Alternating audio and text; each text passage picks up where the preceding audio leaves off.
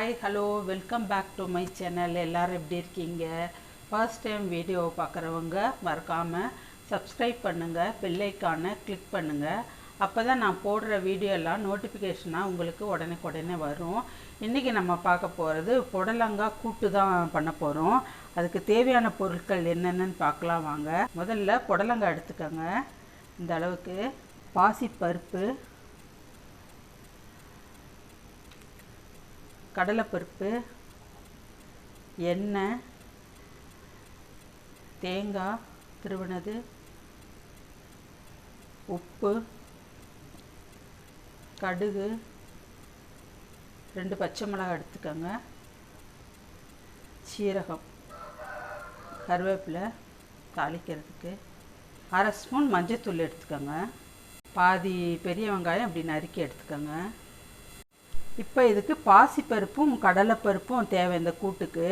அதுக்கு எந்த அளவில் நான் பருப்பு எடுத்துருக்கேன்னு சொல்லிடுறேன். இந்த டம்ளர் எடுத்திருக்கேன். 1/2 டம்ளர் அளவுக்கு கடலைப்பருப்பு, 1/2 டம்ளர் அளவுக்கு பாசிப்பருப்பு எடுத்திருக்கேன். இப்போ ஒரு குக்கரில் ஊற வச்ச கடலைப்பருப்பு இதில் போட்டிருக்கேன். அடுத்ததாக பாசிப்பருப்பு கழுவி எடுத்துட்டேன். அதையும் இதோடு சேர்த்துருங்க. சேர்த்துட்டு இது மூழ்கிற அளவுக்கு தண்ணி ஊற்றிடுங்க. நான் பாசிப்பருப்பு ஊற வைக்கல, கடலைப்பருப்பு மட்டும்தான் ஊற வச்சுருக்கேன். இப்போ அடுத்ததாக 1/2 ஸ்பூன் அளவுக்கு மஞ்சள்தூள் போட்டுட்டு இப்போ அதை நம்ம வேக வச்சிடலாம். இப்போ நம்ம புடலங்காயை பொடியாக கட் பண்ணிக்கலாம்.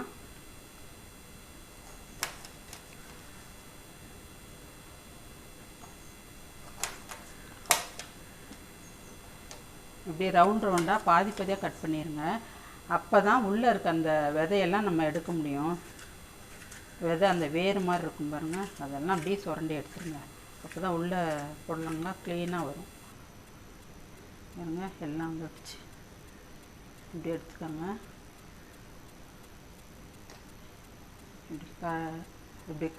இப்படி கத்தியை விட்டு இப்படி சுரண்டி எடுத்துருங்க.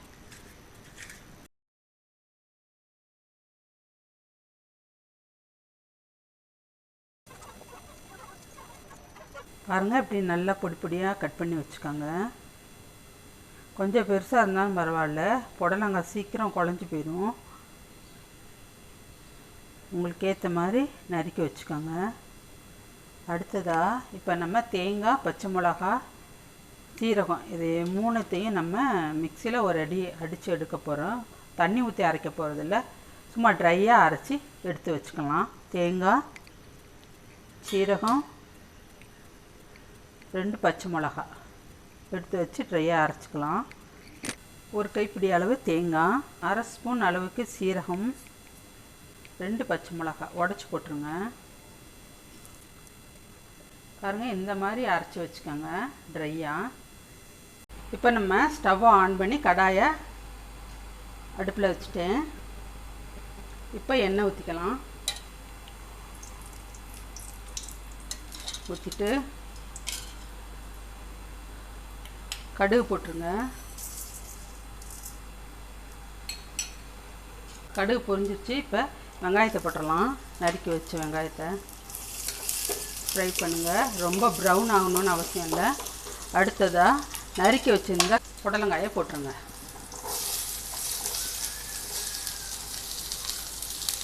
போட்டுட்டு எல்லாம் ஒன்றா கலக்கி விடுங்க. கொஞ்சமாக உப்பு சேர்த்துக்கோங்க. அடுத்ததாக நம்ம பருப்பு வேக வச்சோம் இல்லைங்களா, அதில் கொஞ்சம் தண்ணி இருக்கும், அதை இதோட சேர்த்துருங்க. கொஞ்சம் போல் அதில் இருக்க கொஞ்சம் தண்ணி, கொஞ்சம் போல் பச்சை தண்ணியும் சேர்த்துக்கோங்க.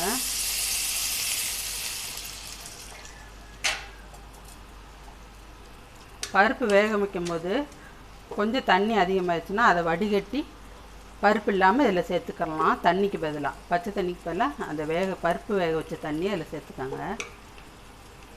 ஏன்னா அது வேஸ்ட் பண்ணக்கூடாது, அதுக்காக. இப்போ இது நல்லா வேகட்டும். ஸ்டவ்வை சிம்மிலேயே வச்சுட்டு மூடி போட்டுருங்க. வெந்துருச்சான்னு பார்க்கலாம் வாங்க.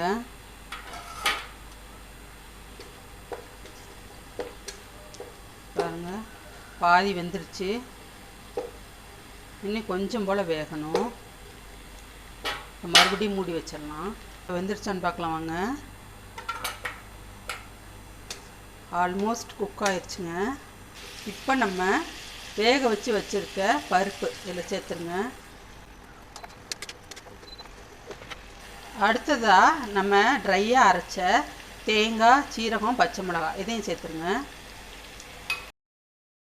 அடுத்ததாக இன்னும் கொஞ்சம் போல் உப்பு, பத்தலைன்னா போட்டுக்கோங்க. கொஞ்சம் தண்ணியாக இருக்கும் போதே எடுத்துருங்க. ஏன்னா ஆறிடுச்சுன்னா அந்த பாசிப்பருப்பு கடலப்பருப்பாக வந்து கெட்டியாகிடும். அதனால் கொஞ்சம் தண்ணியாக இருக்கும் போதே எடுத்துருங்க. இப்போ கருவேப்பிலை சேர்த்துக்கோங்க. இதில் வந்து விட்டமின் ஏ, பிசி இருக்குங்க. அசிடிட்டி வராது, ஹார்ட்டுக்கு ரொம்ப நல்லதுங்க. இதை வந்து அளவுக்கு அதிகமாகவும் சாப்பிடக்கூடாதுங்க. இதில் தேங்காய், சீரகம், பச்சை மிளகாய் போட்டு கிளறிட்டு அந்த பச்சை வாசனை போகிற வரைக்கும் கலக்கினா போதுங்க. ரொம்ப கலக்குனிங்கன்னா அந்த கலர் சேஞ்ச் ஆயிரும். இதை வந்து சண்டேஸில் ஹெவியாக சாப்பிட்ருப்பீங்க. மட்டன், சிக்கன் சாப்பிடுவோம், பிரியாணி செய்வோம். இது மறுநாள் திங்கக்கிழமையில் இந்த மாதிரி செஞ்சு வச்சுக்கோங்க. முதல் நாள் வச்ச ரசம் இருந்துச்சுன்னா அதுக்கு சைட் டிஷ்ஷாக இதை யூஸ் பண்ணிக்கலாங்க. இதை வச்சுக்கலாம். சாதத்தோடு இதை பிசைஞ்சு சாப்பிட்டுட்டு ரசத்தை அடுத்ததாக சாப்பிட்டுக்கரலாம். ஒரு வடகம் வறுத்து வச்சுக்கலாம். இப்போ திங்கக்கிழமை அந்த லஞ்சு உங்களுக்கு ஃபினிஷ் ஆயிரும். இப்போ இதை வேறு பாத்திரத்தில் மாற்றிடலாங்க.